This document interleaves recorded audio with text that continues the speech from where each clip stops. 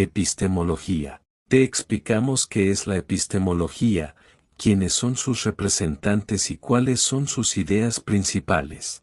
¿Qué es la epistemología? La epistemología es una rama de la filosofía que estudia los problemas relacionados a la validez del conocimiento y a cómo se obtiene. Por sus muchos usos y sentidos, se suele decir que la epistemología es el estudio de las condiciones de producción y de validación del conocimiento científico. Se usa la palabra epistemología para nombrar a las investigaciones que tienen que ver con noceología o teoría del conocimiento. A veces se la confunde con la metodología, que trata sobre la técnica y no sobre las condiciones necesarias para obtener conocimiento.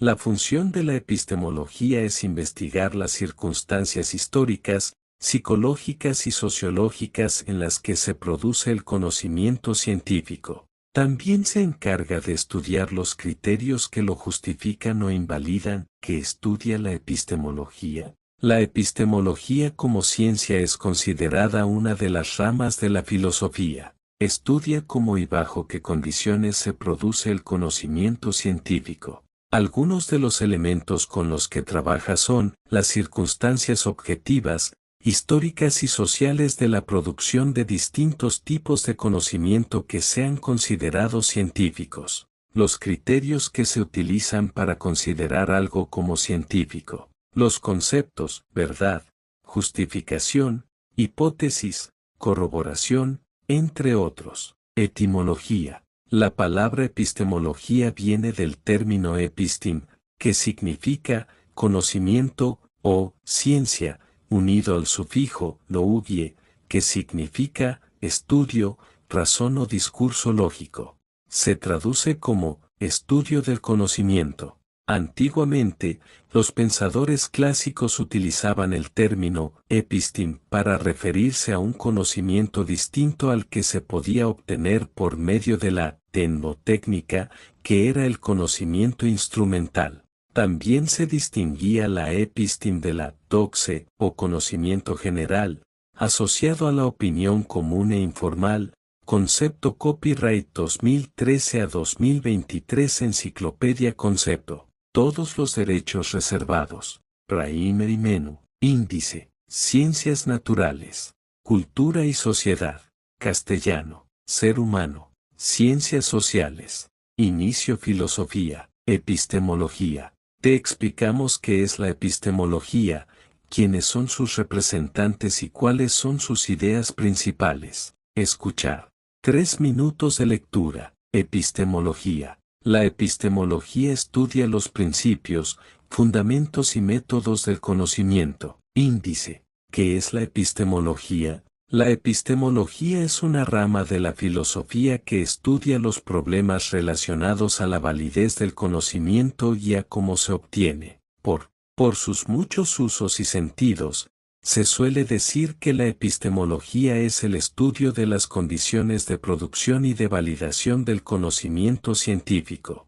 Se usa la palabra epistemología para nombrar a las investigaciones que tienen que ver con noceología o teoría del conocimiento. A veces se la confunde con la metodología, que trata sobre la técnica y no sobre las condiciones necesarias para obtener conocimiento. La función de la epistemología es investigar las circunstancias históricas, psicológicas y sociológicas en las que se produce el conocimiento científico.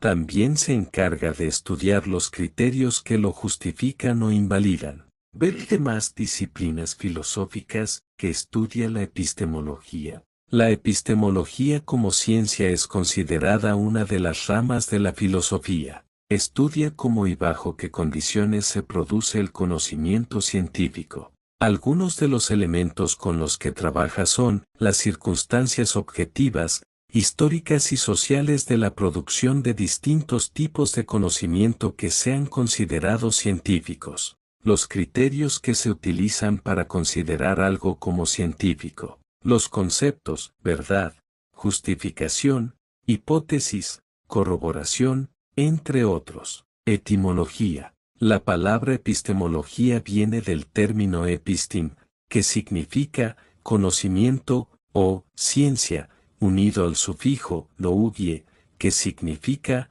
estudio, razón o discurso lógico. Se traduce como estudio del conocimiento. Antiguamente, los pensadores clásicos utilizaban el término epistem para referirse a un conocimiento distinto al que se podía obtener por medio de la mnemotécnica, que era el conocimiento instrumental. También se distinguía la epistem de la doxe o conocimiento general, asociado a la opinión común e informal. Historia y corrientes epistemológicas. La epistemología como ciencia se desarrolló en los siglos XIX y XX. Sin embargo, su historia se remonta a la antigüedad y a filósofos como Platón o Aristóteles. Ya entonces la epistem se oponía a la doxe, que era el conocimiento vulgar. Para Platón, el conocimiento se obtenía de las ideas, mientras que para Aristóteles todo conocimiento nacía de la experiencia que se obtiene a través de la sensibilidad. Durante el Renacimiento y la Edad Moderna se consolidó la búsqueda del conocimiento científico. Los métodos epistemológicos consistían entonces en el análisis y la síntesis de los fenómenos vividos por medio de la experiencia humana. Filósofos como Johannes Kepler, 1571 a 1631, Galileo Galilei, 1564 a 1642, René Descartes, 1596 a 1650, o Immanuel Kant, 1724 a 1804, profundizaron y ampliaron los criterios utilizados para analizar la obtención del conocimiento científico. Aún así, quien más se acercó al sentido contemporáneo de la epistemología fue John Locke, 1632 a 1704, en su ensayo sobre la inteligencia humana. Por su parte, el discurso del método, de Descartes, y la crítica de la razón pura, de Kant, dieron como resultado criterios rigurosos para establecer los límites y las posibilidades del ser humano en su pretensión de dar con un conocimiento estrictamente científico. Por otro lado, la escuela epistemológica que mayor influencia tuvo a nivel teórico fue la de los neopositivistas lógicos. Agrupados en el Círculo de Viena, sus intelectuales estudiaban las formas lógicas del pensamiento y de la construcción del conocimiento científico. Bertrand Russell y Ludwig Wittgenstein fueron sus máximos inspiradores. Algunos filósofos como Carnap, Noirot y Hempel formaron la primera gran escuela de epistemología del siglo XX, se encargaron del estudio de las formas lógicas de los enunciados y establecieron criterios en base a la lógica. Karl Popper fue el primero en discutir las bases sobre las que se planteaba la epistemología de los neopositivistas lógicos, al criticar el criterio de inducción, el proceso por el que se llega de un enunciado singular a un conocimiento más general. Popper afirmó que la inducción era imposible y que tenía graves consecuencias para el conocimiento científico. La reemplazó por el método lógico deductivo, que sostiene que ninguna teoría se verifica sino que solo se corrobora hasta que un nuevo conocimiento lo ponga en tela de juicio. El siglo XX, heredero de las corrientes trascendentales, idealistas y vitalistas de los siglos XVIII y XIX, vio el surgimiento de la hermenéutica. Esta es una teoría filosófica desarrollada por Hans Gadamer, 1900 a 2002, continuador de los trabajos de Friedrich Schleiermacher, 1768 a 1834, Wilhelm Dilthey, 1833 a 1911, Edmund Husserl, 1859 a 1938, y Martin Heidegger, 1889 a 1976. La hermenéutica surgió como el método de las ciencias humanas, historia, política, economía y arte, para interpretar y comprender los fenómenos objeto de sus investigaciones. De ahí el uso de la palabra hermenéutica, que viene del griego hermenein, que significa interpretar, pero también anunciar. Este proceso gradual sobre la posibilidad del conocimiento dio como resultado a la epistemología como ciencia estricta, centrada en distinguir, señalar y analizar las condiciones históricas y sociales en las que se origina toda forma de conocimiento, sea un conocimiento histórico o contemporáneo, social o exacto, práctico o intelectual, principales representantes de la epistemología. La epistemología es una rama de la filosofía que está en constante desarrollo. A lo largo de la historia de la filosofía occidental, distintos pensadores han contribuido a dar a la epistemología su especificidad propia. Algunos de ellos son Karl Popper, 1902 a 1994. Crítico del neopositivismo lógico, propuso el método lógico-deductivo como herramienta para corroborar las teorías científicas. Rudolf Carnap, 1891 a 1970, Otto Neurath, 1882 a 1945, y Karl Hempel, 1905 a 1997. Parte del Círculo de Viena. Estos tres autores emigraron a Estados Unidos y trabajaron para esclarecer la naturaleza de la explicación científica. Hans Gadamer, 1900 a 2002, fundador de la hermenéutica, dio un giro a la epistemología al volcarla a la interpretación y comprensión del discurso. Paul Ricoeur, 1913 a 2005, filósofo y fenomenólogo hermenéutico francés, combinó la descripción fenomenológica con la interpretación hermenéutico-epistemológica. Además de Popper, Carnap, Gadamer y Ricoeur, muchos otros filósofos y pensadores han sido, en determinado momento de su historia filosófica, representantes o practicantes de la epistemología. Como práctica filosófica vinculada al método y a la posibilidad de conocer, es muy común que todo filósofo relativamente sistemático piense al menos una vez en su postura y práctica epistemológica. Epistemología, filosofía de la ciencia, gnoseología y metodología. Es importante distinguir a la epistemología de la filosofía de la ciencia, la gnoseología y la metodología. La gnoseología estudia cómo se produce el conocimiento en general, ya sea científico, práctico o sensible. Muchos autores contemporáneos buscan unir a la gnoseología y la epistemología. Sin embargo, la epistemología se refiere de manera estricta al conocimiento científico, no general. La filosofía de la ciencia estudia los distintos tipos de conocimiento, sean científicos o metafísicos. Tiene un abordaje más amplio que el de la epistemología. Sus preguntas son aquellas que investigan, por ejemplo, si conocemos mediante los sentidos o la razón. Por su parte, la epistemología parte de una base ya estipulada y no busca indagar sobre estas cuestiones. La metodología estudia los procesos necesarios para llegar a un determinado conocimiento. No busca indagar en las condiciones bajo las que se lleva a cabo la investigación o sus condiciones de legitimación. Puede ser considerada como una de las ramas más asociadas a la técnica. El metodólogo no pone en tela de juicio al conocimiento aceptado por una comunidad científica. Su trabajo se relaciona con las estrategias dirigidas a aumentar el conocimiento disponible. La epistemología es una rama de la filosofía que estudia el conocimiento, su origen, estructura, métodos y validez. La palabra epistemología proviene del griego epist, que significa conocimiento justificado como verdad, y logos, que significa estudio. La epistemología se caracteriza por ser una reflexión crítica sobre los aspectos normativos que constituyen cualquier tipo de racionalidad.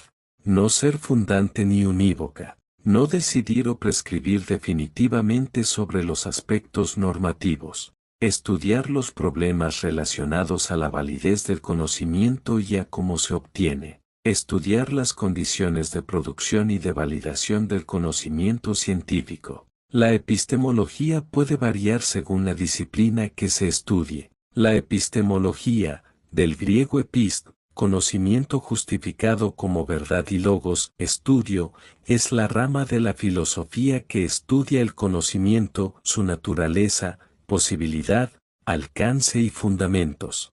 Algunos autores distinguen a la epistemología, de la gnoseología, estudio del conocimiento en general, 2, al circunscribirla al conocimiento del tipo científico, 3, otros, en cambio, consideran que el término epistemología ha ido ampliando su significado y lo utilizan como sinónimo de teoría del conocimiento, sobre todo en el mundo anglosajón. La epistemología estudia las circunstancias históricas, psicológicas y sociológicas que llevan a la obtención del conocimiento científico y los criterios por los cuales se lo justifica o invalida, así como la definición clara y precisa de los conceptos epistémicos más usuales, tales como verdad, objetividad, realidad o justificación. Algunas de las preguntas que pretende responder la epistemología son, ¿cómo conocemos cuáles son las fuentes del conocimiento, cómo diferenciamos lo verdadero de lo falso, y cuáles son los tipos de conocimiento? El debate no se centra en un conocimiento específico, sino en la forma en cómo conocemos. Generalmente, los debates en la epistemología se agrupan en torno a 4 áreas centrales: el análisis filosófico de la naturaleza del conocimiento y las condiciones requeridas para que una creencia haga parte del conocimiento, como la verdad y la justificación. Recursos potenciales del conocimiento y creencias justificadas como la percepción, la razón, la memoria y el testimonio. La estructura del conocimiento o de la creencia justificada, incluyendo si todas las creencias justificadas deberían derivarse de creencias originales justificadas o si la justificación requiere solo un conjunto coherente de creencias. Escepticismo filosófico, el cual cuestiona la posibilidad del conocimiento y problemas relacionados, como si el escepticismo fuera una amenaza para nuestro conocimiento común y si es posible refutar argumentos escépticos. Las teorías del conocimiento específicas son también consideradas parte de la epistemología, por ejemplo la epistemología de las ciencias físicas, de las ciencias sociales o de la psicología. No se debe confundir a la epistemología con la gnoseología. Muchos autores franceses e ingleses identifican el término epistemología con lo que en español se denomina gnoseología o teoría del conocimiento, rama de la filosofía que se ocupa del conocimiento en general, el ordinario, el filosófico, el científico, el matemático, etc. De hecho, la palabra inglesa epistemology se traduce al español como gnoseología. Esto, porque se considera que la epistemología se restringe al conocimiento científico. 3. La filosofía de la ciencia. La epistemología también se suele identificar con la filosofía de la ciencia, pero se puede considerar a esta última como más amplia que la epistemología. Algunas suposiciones que son discutidas en el marco de la filosofía de la ciencia no son cuestionadas por la epistemología, o bien se considera que no influyen en su objeto de estudio. Por ejemplo, la pregunta metafísica de si existe una realidad objetiva que pueda ser estudiada por la ciencia, o si se trata de una ilusión de los sentidos, es de interés en la filosofía de la ciencia. Pero muchos epistemólogos parten de que si existe, o bien consideran que su respuesta afirmativa o negativa es indiferente para la existencia de métodos de obtención de conocimiento o de criterios de validación de los mismos. La metodología. También se puede diferenciar a la epistemología de una tercera disciplina, más restringida que ella, la metodología. El metodólogo no pone en tela de juicio el conocimiento ya aceptado como válido por la comunidad científica, sino que se concentra en la búsqueda de estrategias para ampliar el conocimiento. Por ejemplo, la importancia de la estadística está fuera de discusión para el metodólogo, pues constituye un camino para construir nuevas hipótesis a partir de datos y muestras. En cambio, el epistemólogo a la vez podría cuestionar el valor de esos datos y muestras y de la misma estadística o conocimiento. El significado de estas cuestiones lingüísticas siguen siendo controvertidos.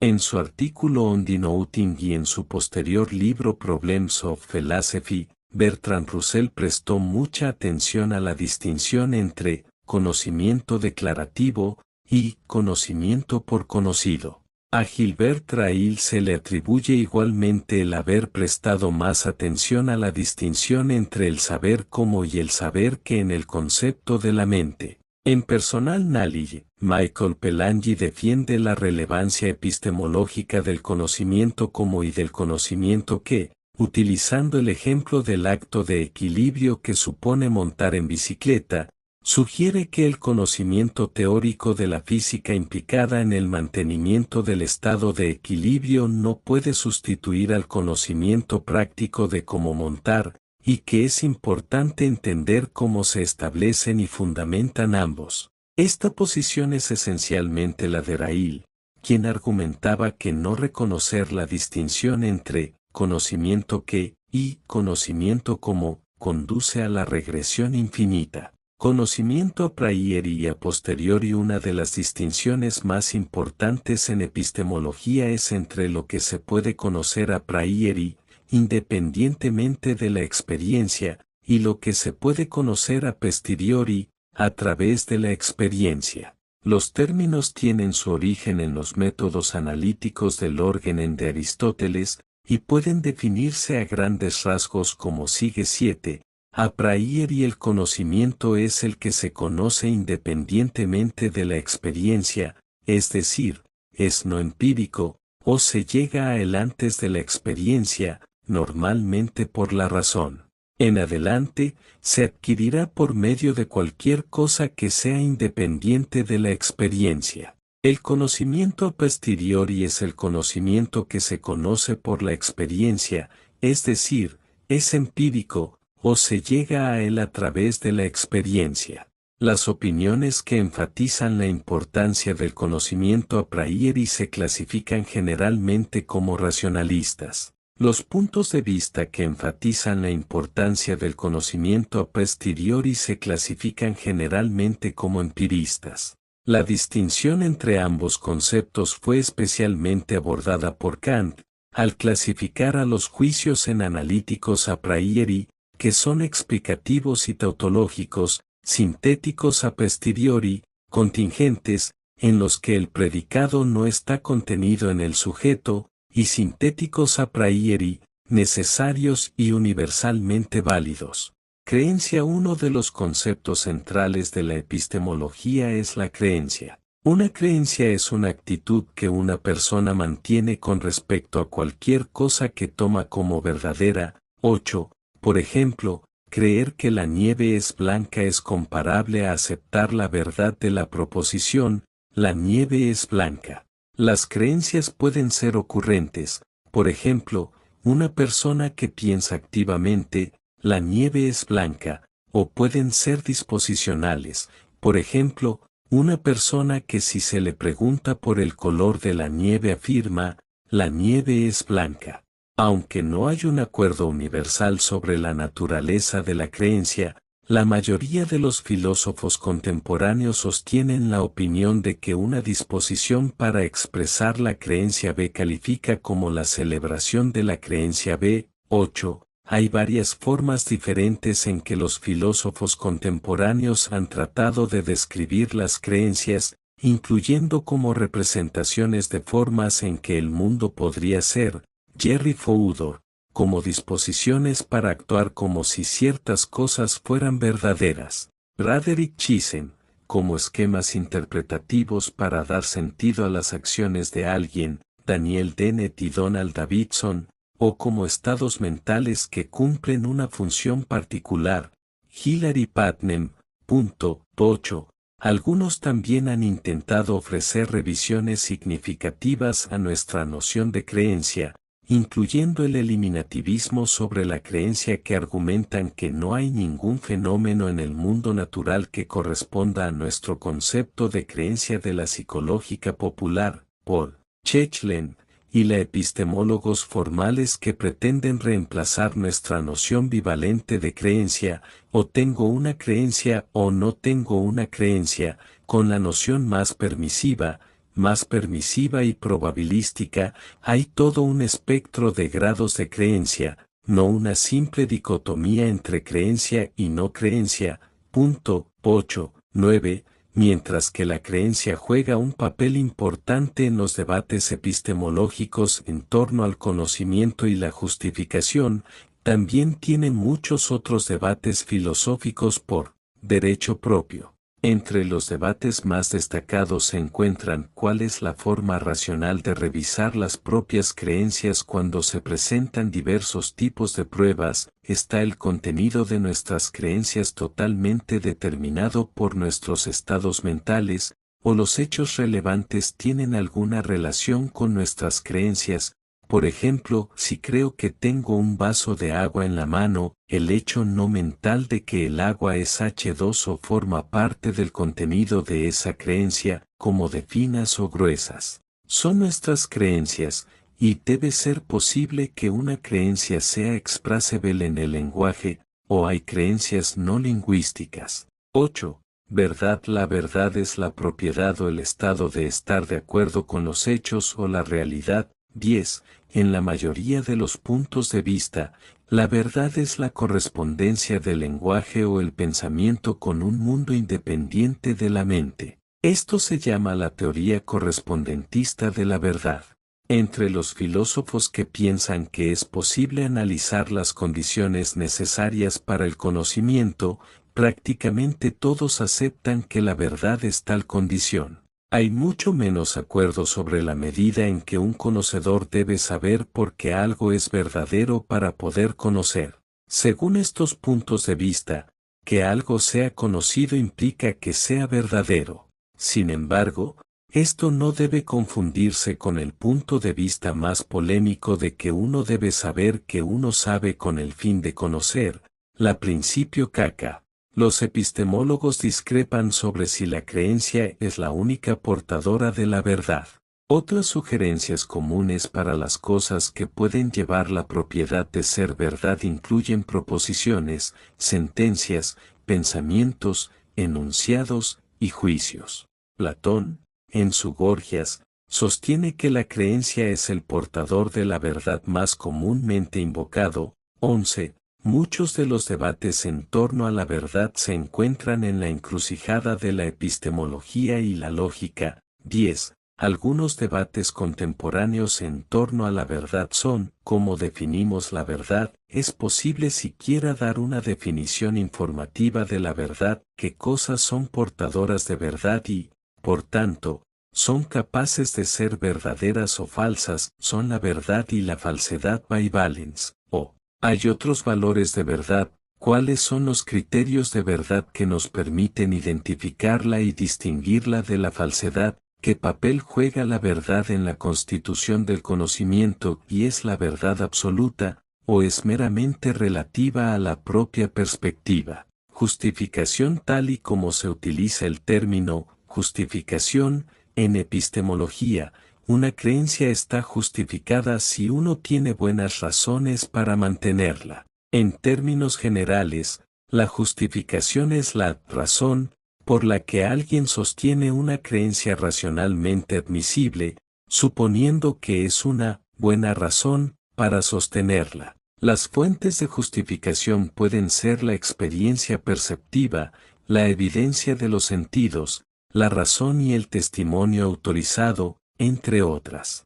Sin embargo, es importante señalar que el hecho de que una creencia esté justificada no garantiza que la creencia sea verdadera, ya que una persona podría estar justificada al formar creencias basadas en pruebas muy convincentes que, sin embargo, fueran engañosas. En el Títeto, diálogo, de Platón, Sócrates considera una serie de teorías sobre lo que es el conocimiento, excluyendo primero la creencia meramente verdadera como una explicación adecuada. Por ejemplo, un enfermo sin formación médica, pero con una actitud generalmente optimista, podría creer que se recuperará rápidamente de su enfermedad.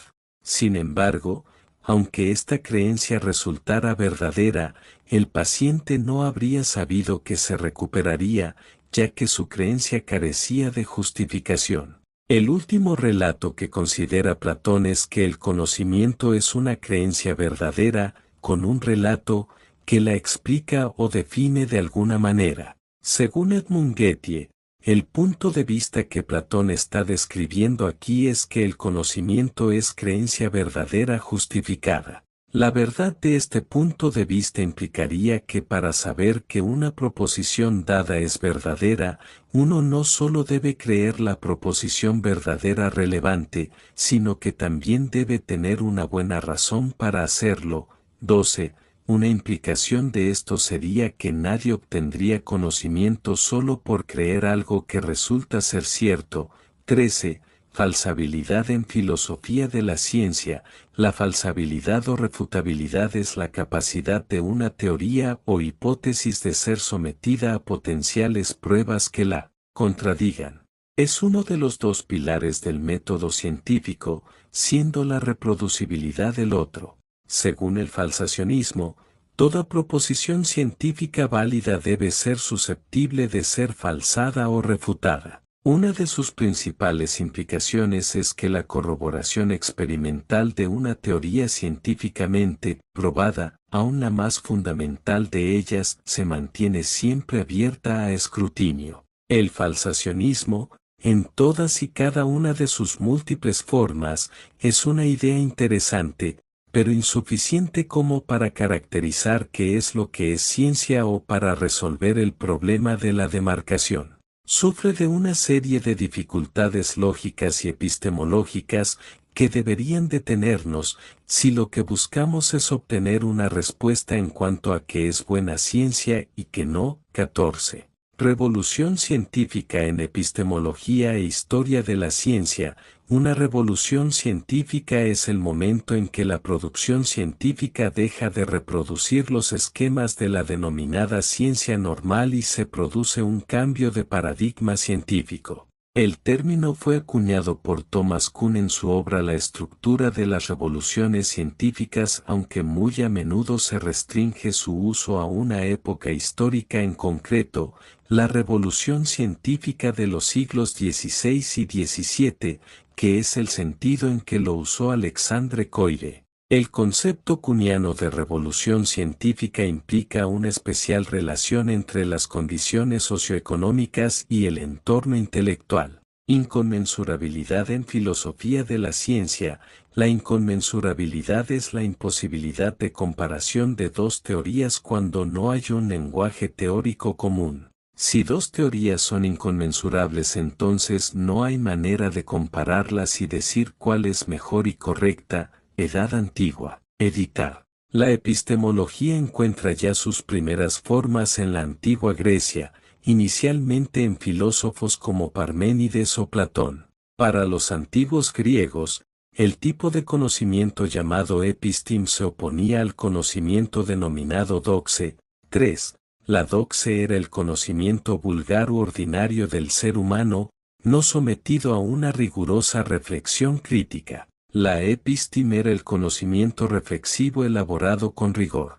De ahí que el término epistemología se haya utilizado con frecuencia como equivalente a ciencia o teoría del conocimiento. Para Platón, primero surgen las formas y luego los objetos del mundo sensible, mientras que para Aristóteles vienen estos objetos previamente a las formas. Este es un concepto que los seres humanos hemos formado a partir de la experiencia sensible. Para Aristóteles, precursor de la teoría del conocimiento, todo conocimiento nace de la experiencia sensible, la experiencia que obtenemos a través de los sentidos, del contacto con la realidad, realismo. No podemos tener conocimiento del mundo si no tenemos contacto directo con él y si luego no interviene la inteligencia, intelectualismo. Renacimiento. La epistemología propiamente dicha comienza en el Renacimiento. El conocimiento científico aparecerá en ella como conocimiento,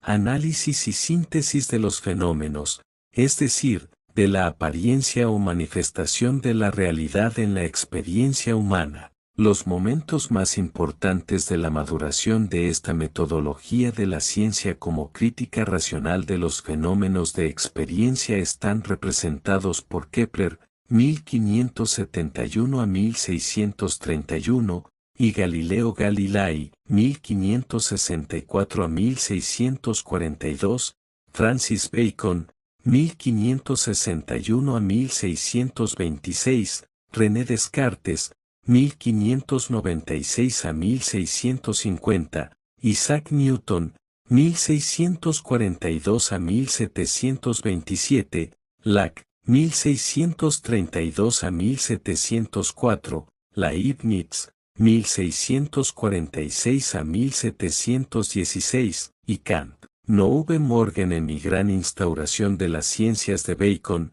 discurso del método de Descartes, reforma del entendimiento de Spinoza y búsqueda de la verdad de Malebranche ofrecen observaciones interesantes para el epistemólogo, aunque propiamente no pueden considerarse como obras de epistemología. Si se acercan más al sentido actual de la epistemología, el libro 4 de Ensayos sobre la inteligencia humana de Locke y en especial la respuesta que le da Leibniz en Nuevos Ensayos. En el siglo XVIII, la obra que mejor predice lo que será posteriormente la epistemología es Discurso preliminar a la Enciclopedia, de D'Alembert, Edad Moderna. Los siglos XVII y XVIII fueron la edad de la epistemología, porque fue entonces cuando Descartes introdujo lo que se suele llamar la búsqueda de certeza, tratando de hallar una base segura para el conocimiento, empresa en la cual fue seguida a su vez por otros filósofos de ese periodo.